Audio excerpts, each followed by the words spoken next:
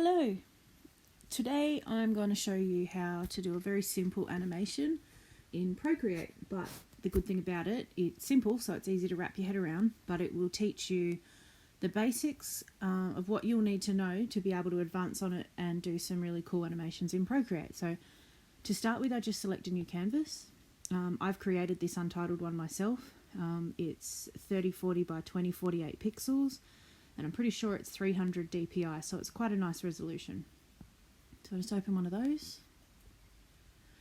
Alright, so when you've got your canvas, you want to go, your first layer obviously is your first animation, so you want to go up into your spanner and turn on Animation Assist.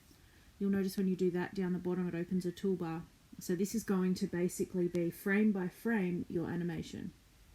This first one that's open on here is your first movement. So I'm just going to do a simple ball dropping from the top of the canvas and bouncing. So it'll be pretty basic, but so we'll go up and I'm just going to choose a red ball because why not?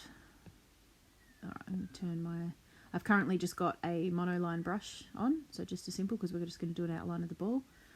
So because it's dropping out the top, you want to make the first one look as though it's appearing in the top of the canvas as it falls. So I'm just going to do a simple on this, touch the screen to make it a perfect circle, and colour drop the red into there, and that's your first frame. So you can see that reflected in the little thumbnail down the bottom. Now you want to add a frame because you're going to create the appearance of this ball dropping into the canvas sort of further down, if that made any sense at all. Lost my words. I'm going to restart that. So the next frame you choose is going to be the ball falling further from where it is now. So we go add frame. You can see that it's dulled out that first one you did. That's so that it tells you it's not active, but you can see where it was so you can line up your next one. So again, just draw your circle. Hold for perfect touch on the screen. Get it roughly the right size. Color drop.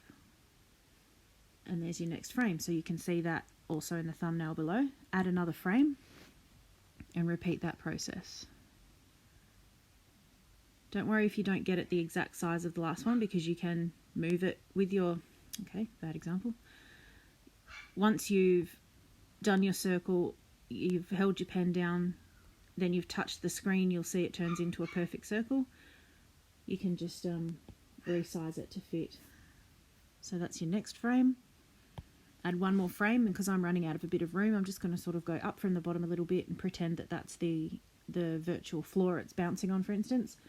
So this one you want to do a little differently because you want to give it the illusion that as it's landed, it's squashed slightly.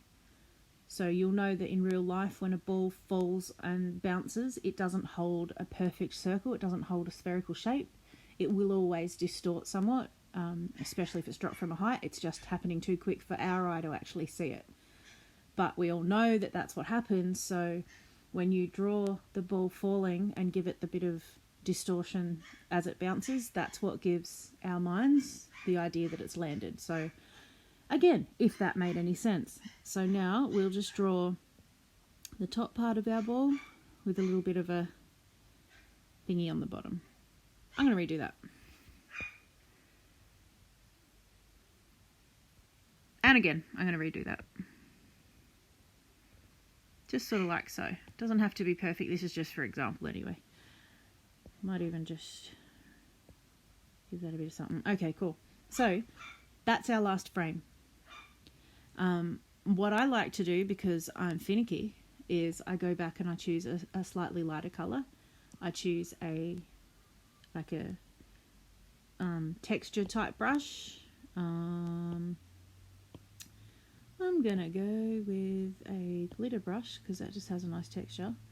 Now, what you want to do with these ones is if you're going to put some sort of texture or effect on your ball, maybe a bit of light or a bit of shading to make it look spherical, make it look like an actual ball and round, you must put a new layer above the one you're going to work on.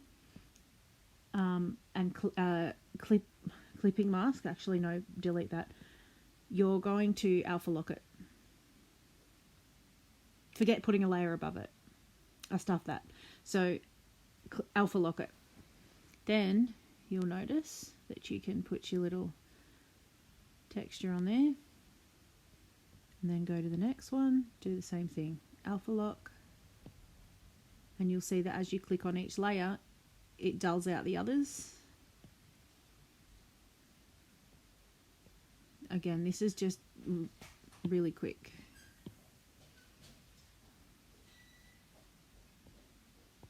And then alpha lock this last one, and that's it. So then, done with that, you go back to your first one, go into your settings. I choose to put this one on ping pong. Turn your frames per second down to 4 or 5 because I just think that's a bit nicer, a little bit nicer a speed. Press play down the bottom left hand corner and watch your ball bounce.